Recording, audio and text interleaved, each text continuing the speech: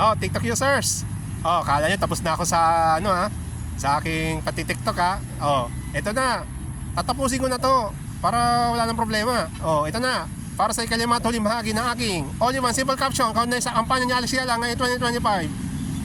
WTA Singles Career Season niya mga kaibigan. Ito na. Oh, oh, Tagalog naman, Tagalog ng bilangan. Oh, ito na. Oh, isa. Dalawa. Ayan na yung kamay ko, Ayan na. Ayan na.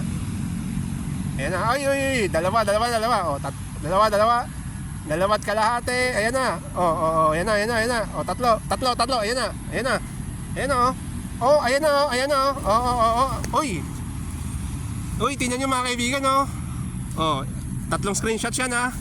Pero ginawa kong collage yung mga screenshots na yan. Oh, ayan, oh. Tatlo. Tingnan niyo si Alex, oh. Oh, tingnan niyo. Oh, bibigyan ko na kayo ng caption kaagad. Oh, tatlo na kaagad. Tatlo rin. Oh, tingnan niyo, oh. Oh, tingnan niyo, oh. Oh, unang caption pa lang mga kaibigan. Ayan, oh.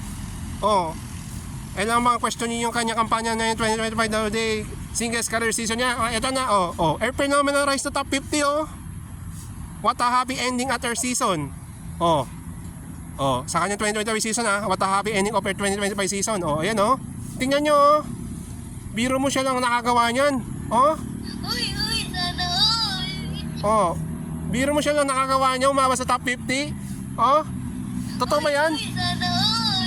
Oh, totoo ba 'yan? Uy, sana all. Oh, totoo ba 'yan? Oh, isa pa nga. Uy, sana all. Naku, sana all yung mga tennis superstars na gustong umabot sa ganyang ano. Sana yung mga nangangarap maging professional tennis player, ganyan ang abutin ng kahit sino sa kanila, oh. Oh, biro mo si Alex na agawa niyan sa kanyang ano. Oh, siya lang umabot sa top 50 sa women's tennis division dito sa ating bansa. Oh, siya lang umabot niyan. Siya lang ang nag-iisang Pilipino umabot sa top 50 sa WTA singles ranking. Oh. Di kayo makapaniwala, no? Di kayo makapaniwala, no?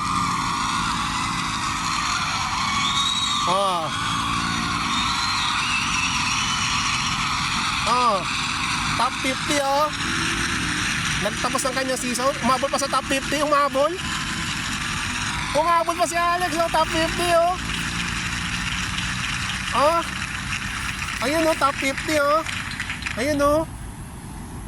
Ayun, oh. Top 50, oh. Oh.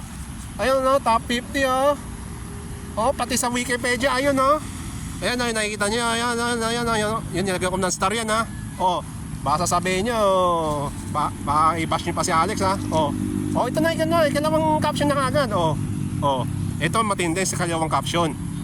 Nag-quarter sa SP, nag-semi sa Jinsan, nag-quarters uli sa Sushu, at hindi man lang nag-quarters kahit isa sa kanyang huling 4 na tour events.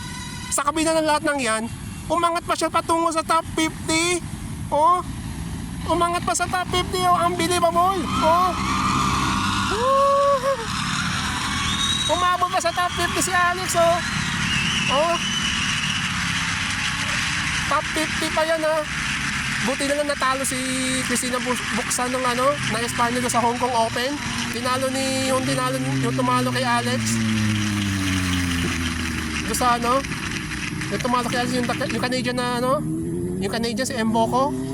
Si Mboko yung nag-champion sa Hong Kong Open. Kung nanalo si Buxa, di natupad yung mission ni Alex na umabot sa top 50. O buti na natalo sa finals. Yun, nanalo, inumpirma ng WTA, umabot na sa top 50 si Alex. Umabot sa top 50, unang Pilipina pa lang nakagawa nun, unang Pilipina tennis player na nakagawa nun, top 50 na WTA singles ranking. Diba? Last na. Ito matindi yung last. Ito matindi. Para sa last na caption. Ito malupit. Ito naisip ko, matinding itong ibibigay kong caption. Sana itong ibibigay kong caption, sana pagdating ng panahon magkatotoo itong sasabihin kong caption. Ito. Spoiler alert na ba to? Para sa pagkamit ng kanyang unang tour titles? O pagpwesto niya sa top 40, top 30, top 20, O top 10 sa taong 2026. Ano sa palagay nyo? Oh. Ano sa palagay nyo? Oh. Ako malakas ang kutob ko ha. Makukuha ni Alex yung kanyang unang tura. Hindi yung challenger, yung kagaya ng nangyari sa Guadalajara 125. Tour title, 250, 500 man niya, 1,000 o sa Grand Slam o sa WTA Finals. Basta kaalin doon, basta makamit lang ni Alex yung kanyang unang tour title. O may S pa nga eh. Nilagyan ko ng S. Tapos hinati ko E tapos S. O, malay mo, makadalawa siya sa 2026. O malay mo sa next sa iba pang taon, 2027, 2028. O basta mahaba pa yung tataking landas ni Alex sa WTA singles career niya. Sa kanyang WTA singles career. Mahaba pa tataking niya landas. Okay, may inip ha. Darating tayo dyan. Ha? O, yun na yun. O, top 50 si Alex pag tatapos ng kanyang WTA singles season ngayon 2025. Umabot pa sa top 50 ha. Ha? Pero na ano ko na yung laro ni Alex eh. Na ano ko na eh. Parang na ano ko na eh. Kaya nagka-interest ako sa tennis eh. Ha?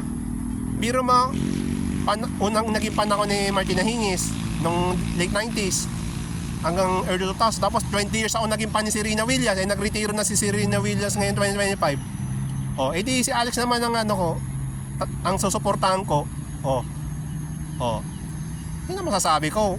Ganyan ang buhay ng tao sa sports.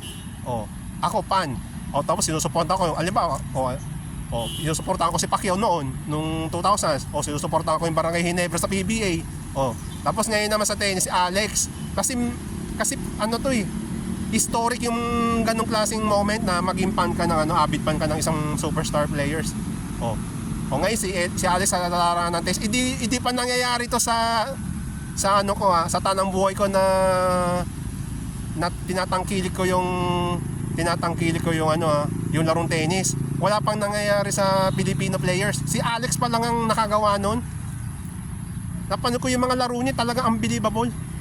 Grabe yung laro ni Alex. Yung mga pektos ng tira niya, yung drop balls niya, yung babali niya na naging controversial. Nagsalita pa siya ng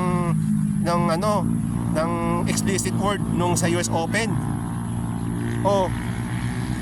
Wala pang nagawa niya sa sino mang tennis player sa Pilipinas. Yung sino mang Filipino tennis player, si Alex pa lang ang unang nagsimulang humanga kay Alex. Grabe. Biro mo top 50. Top 50 ah. Oh.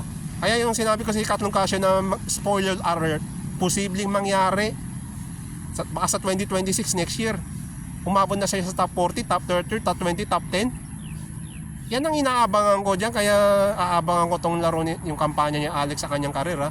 WTA po, hindi ITF ha. WTA, yun ang pinaka mataas na level sa isang professional tennis player na nilalaro ng bawat isa. Oh, yun na yun. Oh, yun na yung part 5. At yun na yung ikalima at huling simple captions. Oh, para sa kampanya ni Alex Yala sa WTA career season niya sa singles category. Dito 2025 ha. Yun yung naging phenomenal breakthrough niya ngayon 2025. Sa 2026, hopefully umabot siya sa top 40, top 30, top 20, top 10. Oh, tapos magkaroon na siya ng auna-una niyang WTA Tour Trophy. Oh, sa 250, 500, 1,000 Grand Slam o finals. Oh, umabot man siya sa top 8. Kung sakali sa darating na panahon, yun na yun, babay. Yun nawala, ayan na, yan bumalik na naman, top 50, yan official website ng WTA, top 50, ayan, yan nakakulay blue, inumpirma na yan ng WTA, sa kanilang website, number 50 siya, yun na yun. Sasabihin na naman ng mga basher, nawala siya top 50. Ano na yun. At least umabot siya sa top 50. Yun na yun. Napakasimpleng lang. Komento lang yun. Umabot sa top 50, karangalan na yun. Big honor na yun sa ating bansa. Yun na yun, babay na, yan, bumalik na naman, yun, yun na yun, yun na yun, bye-bye. Merry Christmas and a Happy New Year. See you on 2026. Alex, panonorin kita. Abangan ko yung mga laro mo sa 2026. Yun na yun, yun na yun. 5 parts yun, yun na yun.